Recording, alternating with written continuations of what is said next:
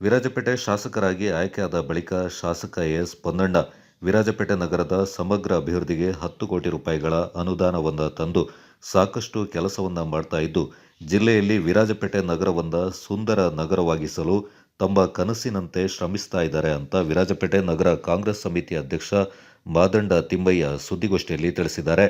ಕೊಡಗಿನ ಕುಶಾಲನಗರ, ಪೊನ್ನಂಪೇಟೆ ಇತರ ನಗರಗಳು 10 ವರ್ಷಗಳಲ್ಲಿ ಸಾಕಷ್ಟು ಬೆಳವಣಿಗೆಯನ್ನ ಕಂಡರೂ ವಿರಾಜಪೇಟೆ ನಗರ ಹಿಂದುಳಿದಿತ್ತು. ಇದೀಗ ಶಾಸಕರು ಚುನಾವಣೆ ಮುಂಚೆ ಈ ನಗರವನ್ನ ಸುಂದರ ನಗರ ಮಾಡುವ ಸಂಕಲ್ಪವನ್ನು ಹೊಂದಿದ್ದು, ಅದರಂತೆಯೇ ಚುನಾಯಿತರಾದ ಬಳಿಕ ಅವರ ಆಶಯದಂತೆ ಕೆಲಸ ಮಾಡ್ತಾ ಇದ್ದಾರೆ. ಮುಖ್ಯವಾಗಿ ಐತಿಹಾಸಿಕ ಗೌರಿಕೆರೆ, ಛತ್ರಕೆರೆ ಅಭಿವೃದ್ಧಿಯಾಗ್ತಾ ಇದೆ. ವಿರಾಜಪೇಟೆ ನಗರ ವಿಸ್ತರಣೆ ಆಗ್ತಾ ಇದ್ದು, ಗ್ರಾಮಾಂತರ ಪ್ರದೇಶದ ಭಾಗಗಳಿಗೆ ಸಮಗ್ರ ಕುಡಿಯೋ ನೀರಿನ ಅಗತ್ಯಕ್ಕೆ ತಕ್ಕ ಕೆಲಸ ಆಗ್ತಾ ಇದೆ. ಹೀಗೆ ಅನೇಕ ಕೆಲಸ ಕಾರ್ಯಗಳು ನಡೀತಾ ಇದೆ ಎಂದು ಮಾದಂಡ ತಿಮ್ಮಯ್ಯ ತಿಳಿಸಿದರು. ನಾವು ಬಹಳಷ್ಟು ಇನ್ಫಾರ್ಮೇಟಿವ್ ಅಂತ ಬಹಳಷ್ಟು ಜನ ಹೇಳ್ತಾರೆ. ಸೊ ಅದೇ ತರ ಇವತ್ತು ನಾವು ನಿಮ್ಮ ಮುಂದೆ ಬಂದು ಏನೇನು ಕೆಲಸ ಕಾರ್ಯಗಳು ನಮ್ಮ ಮಾನ್ಯ ಶಾಸಕರಾದ ಎಸ್ ಪೊನ್ನಣ್ಣನವರು ಹಾಗೂ ನಮ್ಮ ಪುರಸಭೆಯ ಅಧ್ಯಕ್ಷರಾದ ದೇಶಮ್ಮ ಕಾಳಪ್ಪನವರು ಅವರ ಒಂದು ಲೀಡರ್ಶಿಪ್ ಅಲ್ಲಿ ಏನೇನು ಕೆಲಸಗಳಾಗ್ತಿದೆ ಅಂತ ನಾನು ನಿಮಗೆ ಒಂದು ಚಿಕ್ಕದಾಗಿ ಒಂದು ಬ್ರೀಫ್ ಕೊಡ್ಲಿಕ್ಕೆ ನಾವು ಇಷ್ಟಪಡ್ತೀವಿ. ಯಾಕೆಂತಂದ್ರೆ ಒಂದು ವಿಚಾರ ನಾನು ಇದರಲ್ಲಿ ಒಂದು ಮುಖ್ಯವಾಗಿ ಇದರ ಬಗ್ಗೆ ಹೇಳೋ ಮುಂಚೆ ನಾನು ಹೇಳಲಿಕ್ಕೆ ಇಷ್ಟಪಡ್ತೀನಿ. ನಮ್ಮ ವಿರಾಜಪೇಟೆಯಲ್ಲಿ ಬಹಳಷ್ಟು ಇನ್ಫ್ಯಾಕ್ಟ್ ನಮಗೆಲ್ಲ ಗೊತ್ತಿರೋ ಹಾಗೆ ನಮ್ಮ ಕೊಡಗಲ್ಲಿ ವಿರಾಜಪೇಟೆ ಒಂದು ಬಹಳಷ್ಟು ಮುಖ್ಯವಾದ ಒಂದು ನಗರವಾಗಿತ್ತು ಮಡಿಕೇರಿ ಆದ ನಂತರ.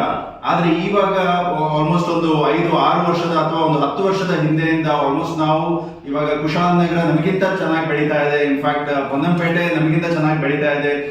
ಸೊ ಹಾಗಾಗಿ ಬೇರೆ ಬೇರೆ ಕ್ಷೇತ್ರಗಳು ನಮ್ಮನ್ನ ಓವರ್ಟೇಕ್ ಮಾಡುವಾಗ ನಮ್ಮ ಇಲ್ಲಿ ಇರುವಂತಹ ವ್ಯಾಪಾರಸ್ಥರು ಹಾಗೂ ಬೇರೆ ಬೇರೆ ಇರುವಂತಹ ಸ್ಥಳೀಯರು ಇನ್ಫ್ಯಾಕ್ಟ್ ನಾವು ನಮ್ಮ ವಿರಾಜಪೇಟೆ ಬೆಳಿಬೇಕು ಅಂತ ಒಂದು ಬಹಳಷ್ಟು ಆಸೆ ಇರುವಂತಹ ಒಂದು ಜಾಗ ಇದು.